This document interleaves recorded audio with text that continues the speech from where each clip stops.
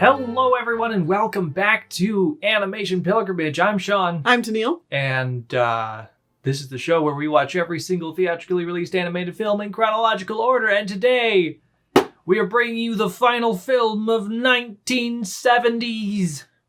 All of it. That was a little odd how you said it, but yeah. Yes, it was. But we're done with the 70s now. We've watched the final film. I mean, until people find older films for us to go back and watch. But Hooray! Our job is never done. It's never ending. Hey, well, you know what? Today had some good fucking food. This was Lupin the Third, The Castle of Cagliostro. And might I just say that we definitely saved the best for last. Yes. Maybe not for all the 70s, but at least for 1979. I mean, it's going to be up there. Like, it's going to be a contender. I need to go back and, like, refresh on the 70s. That's the thing. It's like, I don't remember half the stuff that we watched in the 70s because it's been over a year since we started watching 70s films. Oh, my God. And we'll talk more about that in the next couple of weeks as we do, like... Wrap-ups. Yeah, wrap-ups for stuff. Either way, we are talking about Lupin the Third. This is our second Lupin the Third movie, but by a completely different director. Hayao Miyazaki. You know, that guy that, if you're... that guy, you know. He is probably the most famous director of Japanese animation in America. Well, let's cut to the chase here. Probably one of the most influential directors in history at this point, animation or otherwise. Mm-hmm. Like, Hayao Miyazaki is a household name, whether you are a weeb or not. Mm-hmm. I would say most everyone has seen at least one Studio Ghibli film, which is his studio, it's Spirited Away, or My Neighbor Totoro, or... There's hundreds of them. That's not hundreds. There's at least 10. There's a lot. I mean, like, yeah. Also, this man started not... Anyway, yeah, go. Speaking of which, happy 80th birthday to Hayao Miyazaki, because his 80th birthday was just last month. Oh, yeah? Yeah. Oh, good for him. Mm-hmm. He's still kicking and still trying to decide whether he's done... Retired or not. If he's retired or not. You just keep doing you, Miyazaki. He'll retire after a movie's done, and then like a year later he'll come out of retirement because he's bored. I saw a great image on Twitter, like just the other day, where it was Hayao Miyazaki's face on a cat trying to decide whether they want to go in or out. Mm-hmm. And it's just like phrasing the out as retiring and the in as directing another film. So this is not the first Hayao Miyazaki directed film that we've seen.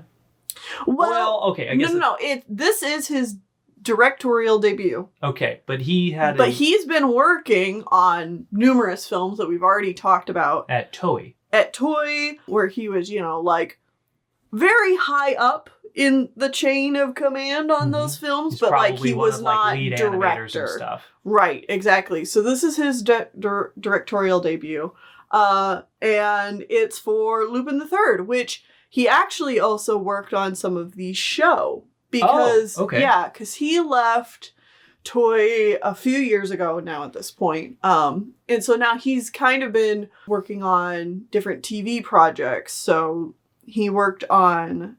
He and Isao Takahata, who will go on to also create Studio Ghibli with Miyazaki, they left Toei together and they both worked on some of these episodes of Lupin the Third, the original series, and they direct a few episodes in part two as well.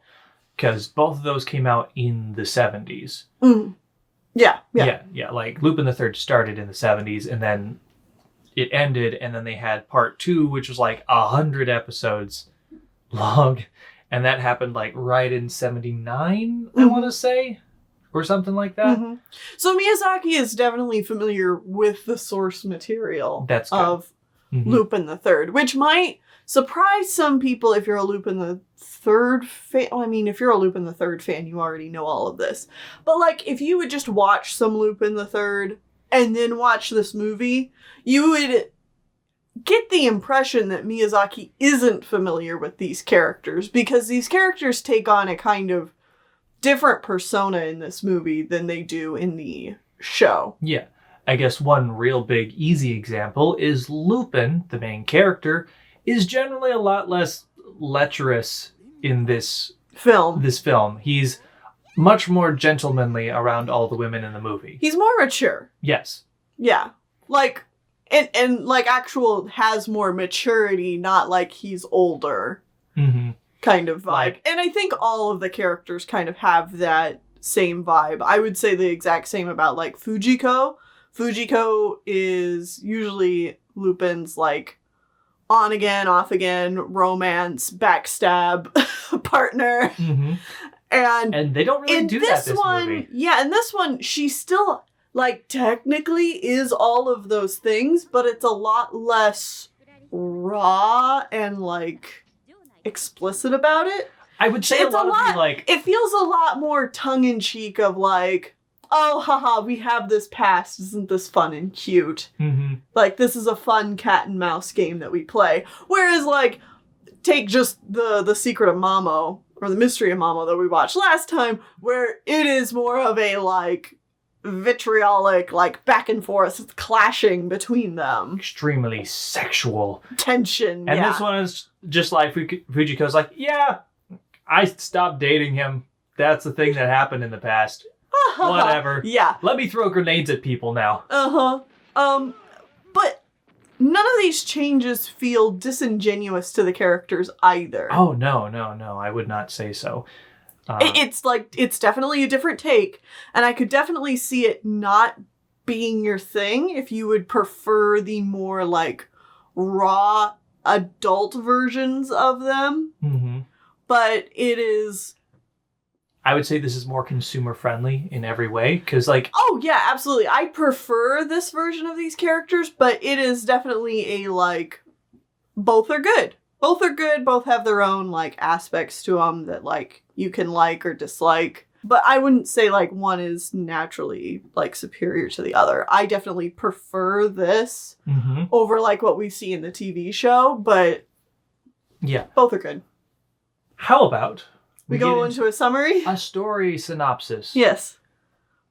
What is the Castle of Cagliostro, Sean? Well, Lupin and Jigen steal a bunch of money at the beginning. It's just like the end of a heist or something. And they immediately realize that it's all fake money. So they toss it all out and they want to find... It's all counterfeit. Yeah, it's all counterfeit money. It's not real. It's not printed by the appropriate countries or whatever. Someone is faking the money. And Lupin has a pretty good idea of who it is. It's in this small country in the middle of Europe. Cagliostro. Is that the name of the country? Yeah. Okay. Cagliostro. He thinks it's there because he tried to do this. He tried to find the creators of this fake money in his past at some point. So he's going to try it again because he's got Jigen. He's a lot smarter. He knows what he's doing this time. This has been like a whole thing. Like this isn't just like counterfeit money suddenly cropping up. It's like, oh, this is a known quantity. A known problem that's been around for like decades. It has been rumored to be a thing for hundreds of years. Multiple hundreds of years. So, as they get into Cagliostro, they are immediately sidetracked by seeing a young girl in a wedding dress driving away from a mob car. Yeah. And so they have a fun car chase where... Oh, so good. Oh, it's so much. We'll talk about the animation, I'm sure, on endlessly. But it's great. Lupin saves the girl, gets knocked unconscious, and then a boat of more henchmen come along and take the girl away anyway. So it was all for naught, except he does get a ring from her. She secretly passes a ring along to him, which he recognizes. And they go to a burned down castle, and it's the castle of the king and queen, who are now dead, that run the country. The ring has like a signet of like a Capricorn. the Capricorn. Yeah. Which is kind of important for like this whole movie. Mhm. Because there is so the king and queen are dead, and you can easily surmise that the girl is the princess. Mhm. She is supposedly the ruling member of the country, but there is what is the term? Someone else that is ruling in place of a king or queen. A magistrate? No, shoot. Now I can't think of the word. Mm-hmm. I can't think of the word. It's on screen. Because I'm sure as soon as we stop recording, we're going to remember what the name of this is. Anyways. We gain like 5 more brain cells after we stop recording. Absolutely. Yeah. So there's this other guy in charge, and his castle happens to be right next to the burned out castle across like a Roman aqueduct, which is kind of neat. Mm-hmm. And his symbol is also the Capricorn, except facing the opposite direction. Well, because one is like silver and the other one is gold. Gold and red, yeah. Yeah. Silver, blue, gold, red. Mm-hmm. And like they were a family that has served the king and queen for generations as well. But they are in charge now that the thing is burned down. And the guy in charge of all this, I don't remember his name. Mm-hmm. Doesn't matter. It turns out he has definitely captured the princess and is planning to marry her so that he has full legal power over the entire country forever and ever. Mm-hmm. So Lupin knows this is where the money is being made, and he wants to get in there. And also he now knows that there's a girl in there that needs to be saved, and he wants to do that too. So Lupin and Jigen try to get in. Jigen doesn't get in through hijinks. Yeah, they like swim in through the water system because the rest of the castle has like a whole bunch of defenses and all that. Like a lot of high-tech lasers and stuff like that. Just crazy high fantasy everywhere. Heist shenanigans. Mm-hmm. And it's a little muddied. There is a lot of action that happens here. And this is a little bit of a like mystery, so things kind of like unfold as you go along, mm-hmm. and you're like figuring things out through like environmental clues, and Lupin's figuring things out. So like there's a lot of steps in all of this, but I don't want to just go over the plot verbatim. So Lupin eventually gets in. He finds out that Fujiko is there. She is pretending to be like the handmaiden to the princess. They just kind of like try to stay out of each other's way, honestly, which is unusual for Lupin. Yeah, normally he'd be all about getting in Fujiko's way. Yeah. So Jigen's here, Fujiko's here. Goemon also shows up. He doesn't actually really do a whole lot in this particular film. I mean, okay, I haven't experienced a lot of Lupin, mm-hmm. like just enough that I know what's going on, but it feels like Goemon in general is a very underutilized character. Yeah. It feels that way too. I'm wondering if there will be movies in the future that like are more focused on him, like any of the side characters. Like mm-hmm. have a whole movie where it's more so a Goemon movie as compared to a Lupin movie. But like who knows? I don't know. I wouldn't keep your fingers crossed. Probably not. It feels like Goemon is there to be like cool swordsman, but like he does other nothing than else. that, there's really not much else going on there. That's fine.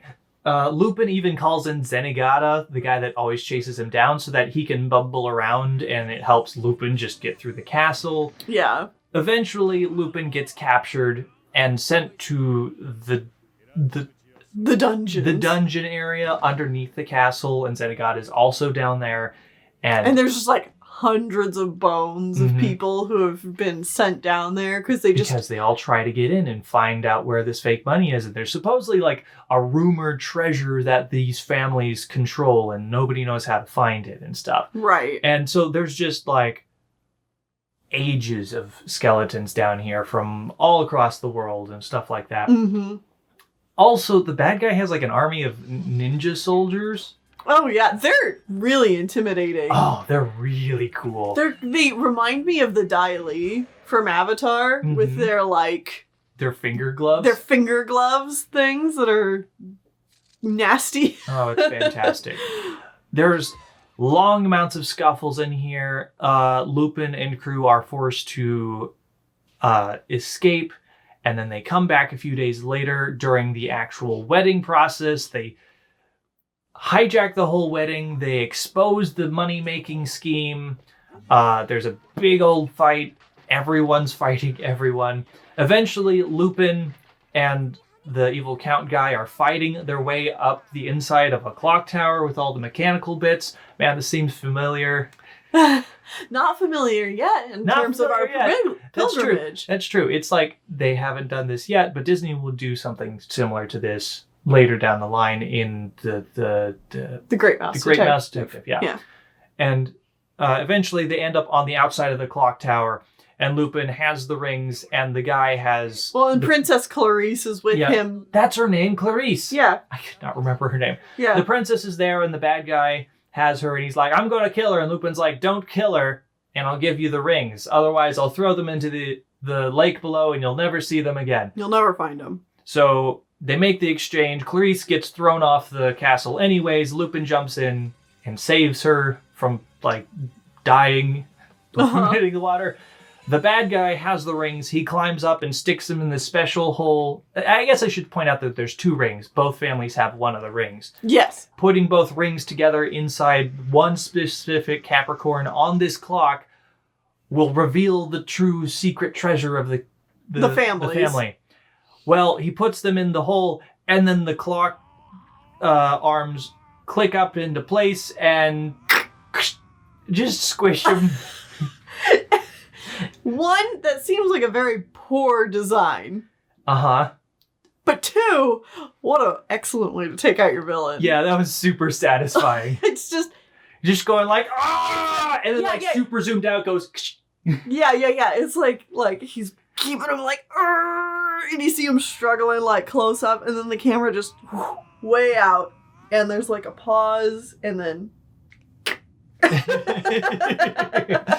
Super satisfying. Oh, timing. It's just like, ooh, that's good. That's good. Anyways, doing this makes the clock tower collapse, which opens up the floodgates, which reveals that the lake has been hiding an ancient Roman city. Yeah. Which is from way back when the Romans were populating this particular part of Europe. Mm-hmm. And that's the secret. It's just a sunken city, yeah. Mm-hmm. And the movie ends with Lupin or Clarice being like, "Hey, take me with you. I want to learn to be a thief. I'm not very good right now, but I want to do it because I'm in love with you." And he's like, "No." You can tell that he's struggling. He's like, "Yes, I could take this girl and have her do whatever I want for the rest of my life." But he says, "No, you should stay here. Your life is just beginning, being the ruler of this country and stuff." Right. And so they Don't drive throw it off. away for me. They drive off into the sunset, being chased by Zenigata. All ends well. Cool stuff. I will say one plot point that I forgot to point out. Mm-hmm. Lupin knows this girl. Yeah. Because when he tried to find the money years ago, he got into the castle, almost died getting out, and he made it across the lake to where the king and queen lived, and Clarice found him under a bush and like resuscitated him. Yeah, she was like a little girl then. Yeah, because it was 10 years ago apparently in story. Yeah. So like that's why he knows her and she kind of knows him, and so they have like this back and forth thing there. Yeah. And you also forgot the plot point of Lupin almost fucking dies in this movie. Oh, of course he does. I mean, like, he gets shot and then... He gets shot, like, it's a pretty, like, moment because, like, it's looking like everything's turning up, like, they're about to get out of the castle, like, it's all going well. Because there's several times where Lupin tries to go in, free Clarice, and then it doesn't work. But yeah, it's like, it feels like, you know, things are looking good, and then the bad guy, Lupin gets shot, and we have our big down moment, and Lupin has to be taken off to, like, the carekeeper who lives on the old castle grounds, and that's when we get the reveal of this whole backstory thing. Yeah. But yeah. And, like, obviously there are more intricacies past that, but, like, that's the plot. And yeah. So overall, it's a pretty... I don't want to say straightforward, but it's a very understandable, like, heist plot where people are just running around and, like, it's chaotic and, like, it feels very Lupin. It also feels very Ghibli. Yeah. Ghibli or Toei, honestly. Like, because well, obviously, yeah, it's like an evolution of, you know. Like, the concept of them running around over-the-top castle and fighting for, like, the majority of the film is very reminiscent of multiple Toei films that we've watched in the past, where it's like the final third is just the fighting. The fight sequence and the running around for like 30 minutes, which is generally too much, but like this one does a much better job pacing it out. So much better pace. Up points, down points. We have time to rest, have time for characters to be quippy. It gives you everything you want. Like, it really does. The artistry on presentation in this movie. The artistry on display. Like, the animation is so good. Is immaculate. It feels like coming home. It's so good. We've not watched badly animated movies in the past, but like this is very clearly Hayao Miyazaki and his crew doing what they do. And these characters move like that. It feels like some of the old Toei films where they were working on those. And they've got the charm and the appeal down of these characters. Like, hell, even Lupin even does like the Miyazaki hair fuzzing up, flying up moment briefly at the end. It's like, it has the Miyazaki-isms. Like, they have the dead out run where like, how do you run like that? It's just fantastic, and the movement flows, and there's enough frames for everything to move. I don't know how to express this if you've not been watching every movie that, like, as we've been watching it too. But right, it's so satisfying because we've seen all these bits and pieces in the toy films. And to just see them kind of culminate here, it's like, oh, it's so nice. Yes. It's so nice to just see the first real amazing payoff of an artist and his team just coming together. And like, this is a well done movie. This is a fantastically animated film. The backgrounds are gorgeous. The effects animation, beautiful. Like, the story is perfectly fine. Yeah. It's obviously not, like, supposed to be the biggest and hoitiest thing ever. It knows what it wants to be. It wants to be a fun heist movie. And it does it really well. Yeah. And it's such a breath of fresh air from this year where, honestly, there's not been a whole lot of good animated movies this year. No, it's been real barren. Well, and even, you know, usually we at least have the luxury of a Disney film. A Disney film. Which, you know, at least every few years. And they're not even that great right now. Exactly. That's what I was about to say, is that it's just like, you know, the Disney films that are coming out in the 70s, you know, you and I haven't been like super keen on. Now, some of them, you know, we have liked, like Robin Hood or Winnie the Pooh, you know, they're still the standouts. But then, you know, we got things like The Rescuers, and we're just like, oh my God. This is so boring. Yeah. It's like, even if there's good elements in some of those movies, the whole package is not really there. And this is a whole package. Oh, it so is. And it feels like a package that's been coming to us in pieces as time has come on. It's like just been hinting at this. Yeah, they're hinting that this is going to happen. And now we've got like the whole package. And then we just got like a nice little like icing on the cake of it just being all in one film. Yeah, it's so nice. I guess we should point out that the company that produced this is Tokyo Movie Shinsha. Right. So this isn't Toei and this is not Studio Ghibli. We are in between these stages right now. Miyazaki, I know, does at least one more Lupin movie and possibly some other stuff before he starts his own company. Yeah, Studio Ghibli does not start until 1985. 85. So we have another 5 years before that begins. And Nausicaa of the Valley of the Wind doesn't come out until like 84? Okay. So that's kind of the timeline we're looking at in terms of this. Okay. So we got, like, in another year or two, we probably have that other Lupin film from Ghibli, and then he moves on. Mm-hmm. Well, that's neat. Yeah. Kind of like, unrelated to the actual film itself. Mm-hmm. We actually put off doing this review for about half a month or more. Yeah, we should have done this like 3 weeks ago, I want to say, technically Something speaking. like that. But we put it off because there was a new release of the film coming out, like a new physical release of the film as like the 40th anniversary, which does not line up correctly, but whatever, fine. Yeah, it was a 40th special edition thing, you know. Special edition Blu-ray thing, and we're like, oh, we should get that because it has like they cleaned up the film again. And that being said, this film has been kept up very nicely over the years because it's very popular. Yeah.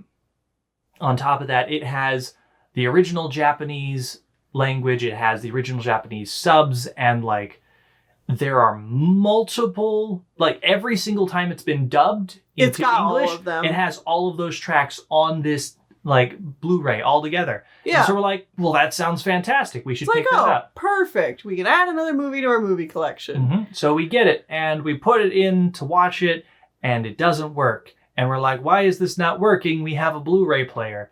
Well, it turns out it is a 4K Ultra HD Blu-ray, which is not just fancy bullshit words. It is literally a different kind of Blu-ray, and only a 4K Ultra HD Blu-ray player can play this disc, which does include the newest generation of consoles, so the newest Xbox and the PS5 with the disc slot, but the PS4 Pro and the PS4 itself does not work. Or the PS5 without the disc slot. Yeah. Also, rubbing salt in the wound, the old generation Xboxes, so the Xbox Series X and S, both have 4K Blu-ray players in them, even though its competitor, who owns Blu-ray, Sony, did not put it in the PS4. Like, I know this is partly just us being stupid and not knowing the thing. Like, this but is the like, first can time- you blame us? This is the first time I have been duped by technology has done a bad naming job, and now I have bought something that I cannot use. Right. And I must be old now. Right. Because it's the kind of thing where everyone keeps ragging on Nintendo for doing really bad naming schemes of like the new Nintendo 3DS or something. And like, I've never gotten duped by something like that because I've been in the know. I've been in the know with technology and stuff. But like, this is the first time where I didn't know. Yeah.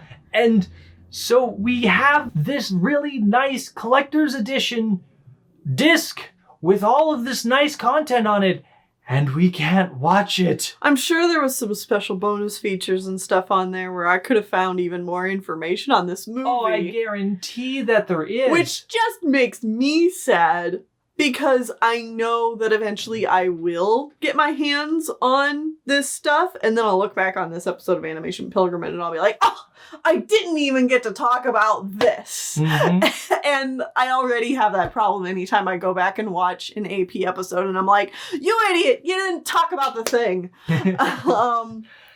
So, thankfully, yeah. the movie is currently available on American Netflix, so we were able to watch it there.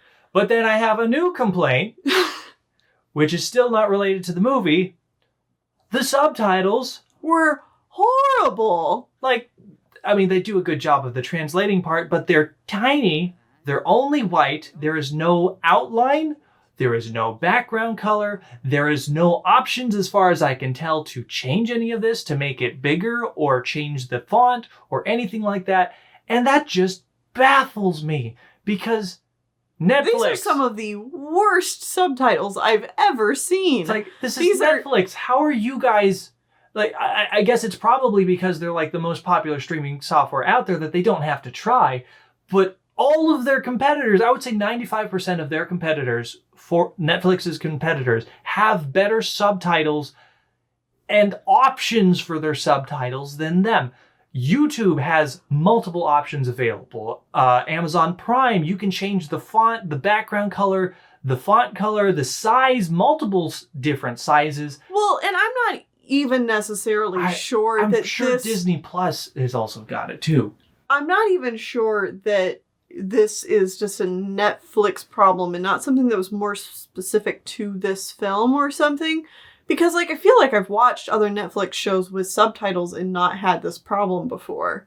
That might be, but it's like, But why? in particular, this film had atrocious subtitles. There were times where, like, I normally have no problem reading subtitles that are even usually considered poor. Mm-hmm. This was actively bad and, like, had to make me, like, really pay attention to subtitles when I usually can just kind of, like, read them really quick and then watch what's going on. Mm-hmm. But it's like, it's tiny white on white sometimes. It's like, I can't read it because the background is white and your text is white. The same color as the text, yeah. This doesn't work. Mm-hmm. Yeah. So those are my thoughts that have nothing to do with the film itself. Yeah. Hopefully our plan is to, we're actually going to see if we can exchange our boo-boo on Amazon, and get the Blu-ray. There is a Blu-ray that came out 5 years ago. Yeah. So that's probably where we're just going to exchange it for. Yeah, if we can. If not, I guess we're going to see if anybody we know has a 4K Blu-ray player. Mm-hmm. So I definitely don't plan on getting one of those anytime soon. Other than that, let's talk about some other interesting things about this film. Yes. So, like I said before, this is Miyazaki's directorial debut, but he also took on many of the production jobs in this film as well. He worked as, storyman, writer, storyboard artist, which is all unsurprising. I feel like Miyazaki usually has his fingers in quite a few pots when he's directing. He really likes to control everything. Dude, like, I get it. I'm the same way. I'm the same way. And I mean, when, like, the final product comes out so well, you can't really blame him. No. And I mean, I think it's, like, personally speaking, I think it is a director's job to kind of have your hand in every pot. You also need to trust the people that you put in charge to do their jobs, and of course be open to listening. But it is the director's job to have a little bit of a hand in everything. One thing I found interesting is a lot of these story beats were actually inspired by elements of Maurice Leblanc's original novels of Arsène Lupin. Oh, well, that's neat. Yeah, like the counterfeit money plot and the hidden city under a lake. Oh, yeah? Yeah, are both, like, elements that were taken from the original books, which is really cool. And the inspiration for the general scenery is obviously, like, a fantastical Europe inspired country. But in particular, Miyazaki is said to have had a book that was just, like, Italian mountain cities and stuff that they would just, like, look through and, like, take inspiration from looking at scenery like that. Okay, so it's more heavily Italy inspired than probably other fantastical. Well, I mean, give and take. Like the terrain, I would say, is heavily inspired by that. Okay, but it's also very, like, French inspired, and then of course you have, like, these very, like, medieval fantasy castles that aren't necessarily linked to any specific country or anything right. Like that. Yeah. The cars in this film, that's one thing we haven't talked about. So this is the first time Lupin is seen in this car. It's this small yellow Beetle-esque vehicle. It is actually a Fiat 500, Fiat. Okay. And it is the car the same car of head animator Yatsuo Otsaka. Yeah? Yeah. That's fantastic. And this car ends up going on to be like Lupin's one of car. Lupin's iconic vehicles.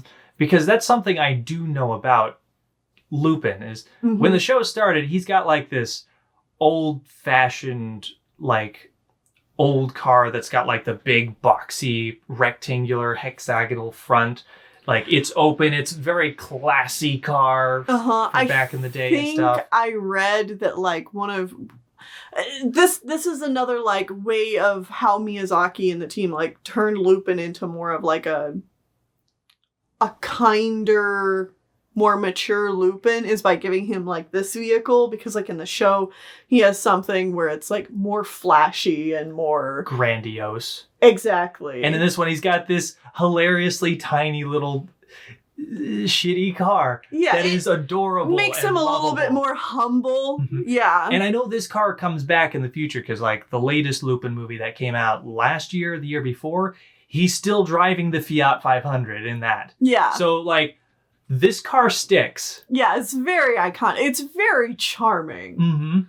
And then another fun fact, the car that Clarice was driving in the chase scene is Miyazaki's first car. Oh. Yeah. That's fun. Yeah. Of course, I mentioned before how Miyazaki and Isawa Takahata both left Toei and directed a few episodes from Lupin's TV run, both in parts 1 and part 2. And they will go on to make Studio Ghibli in 1985. In between now and then, they're mostly going to be doing a lot of TV work, which I'm interested to see if we'll be able to like get our hands on specific episodes they've directed or not while we're doing TV stuff for the 80s. I'm not sure. Yeah, I wouldn't know either. But I think the most interesting thing we can talk about now is how this film was received when it first came out, which was not well. Really? Yeah. So the changes to the core cast that were made were, in particular, not received well. People did not like this new take of Lupin and Fujiko, and even like Goemon and Jigen, yeah. Like, they're just a little too watered down, I think. And, you know, with Lupin the Third being a really popular franchise, I could see how the changes would not sit well, especially if you were a fan thinking that, like, this is how it's going to be from now on. Yeah, I could see that. So anyway, this film did not do well at its domestic box office, and even underperformed compared to the last film, which came out the previous year. Really? Oh, yeah. This is 10 times better than Mystery of Mamo. Mamo was bad. Yeah. This is good. So both of those films had a budget of 5 million yen. Or 500 million yen. Okay. And the box office for Mamo was 915 million yen.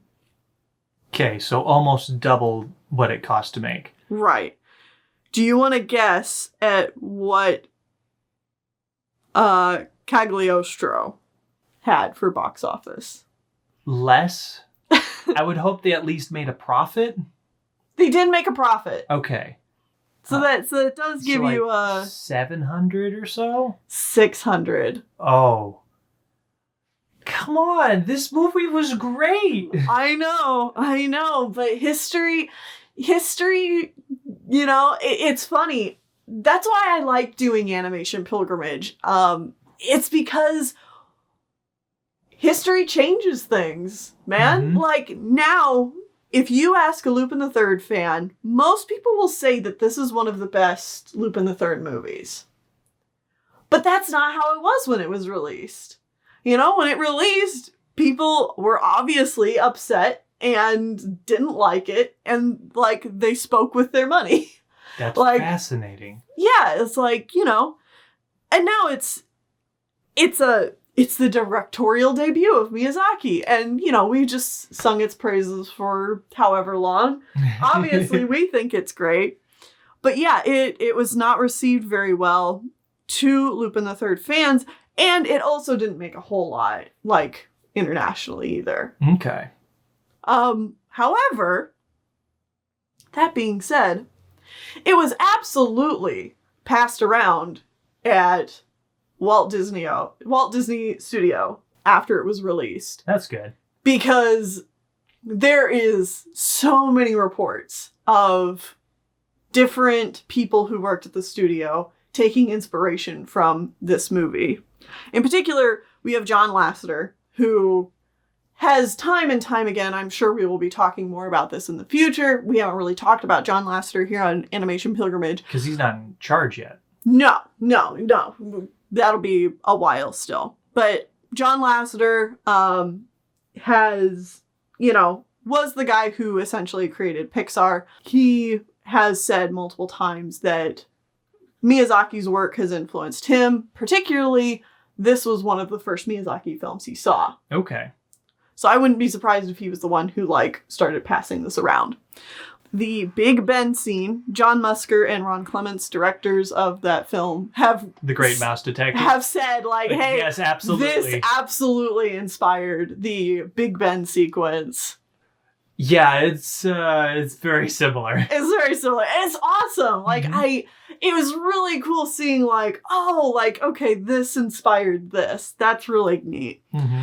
And then Gary Trousdale, who worked on Atlantis, said that the idea of, like, the city of Atlantis being, like, under the sea, the way they wanted to present it took a lot of inspiration from, like, the end of this films with the underwater city. Interesting. I mean, like, I know Atlantis is already, like, that, but they said, like, when they were thinking of, like, how to show it, they were also thinking of this film and were inspired by it. Huh. Interesting. And then there's also cited cases of a scene from The Simpsons movie having taken inspiration of the scene where Lupin is, like, running down the rooftop for a scene that's in The Simpsons movie. So I just think it's really fun how, like, this film that didn't do well, is now considered a cult classic, and yet is still not necessarily a film that a lot of people have seen unless you're a Lupin the Third fan, has gone on to inspire so many different things. That's hilarious. Isn't that cool? I guess one other thing I want to mention is I had never heard of Lupin the Third until at most 3 years ago.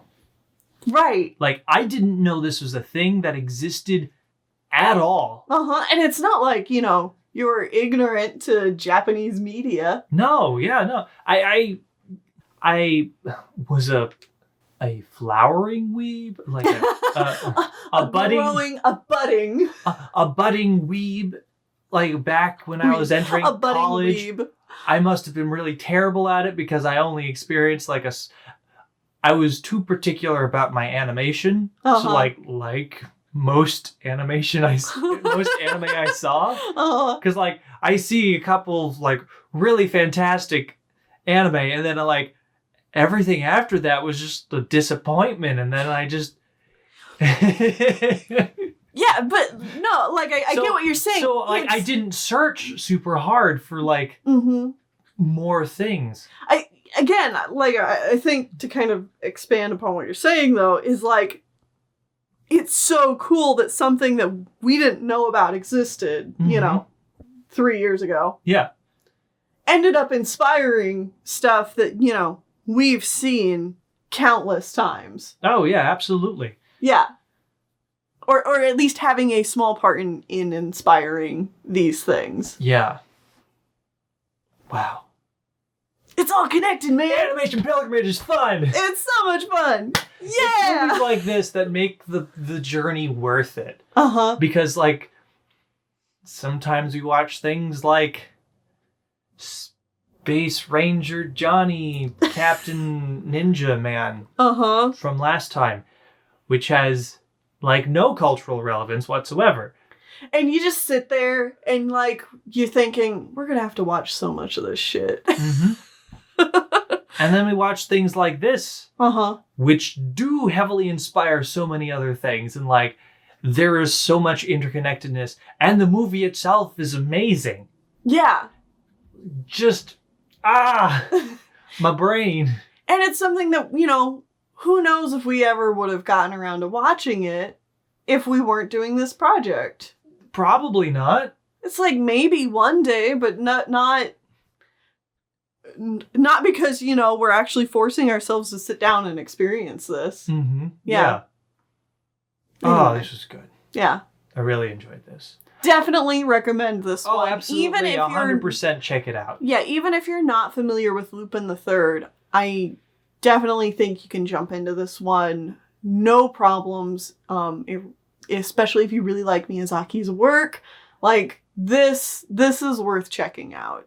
Absolutely. It's like, I don't think you need to have knowledge of Lupin to get into this. Mm-hmm. Like, they give you enough of the bare basics to know. And, like, the characters are very straightforward. Oh, yeah. So it's not like you won't know their deep lore on any of the characters. Yeah. Jumping into this as your first film. And again, like I said, it's currently on American Netflix. It might be on other places as well. Mm-hmm. Yeah, check it out. It's good. Mm-hmm. So anyway. Next time. This wraps up 1979. Yeah, so next time we're going to talk about all of 1979. What was the best? Which is pretty obvious. What was the worst? What was all in between? Let's look at some stats. It's going to be a good time. Hell yeah. So see you then. Bye-bye.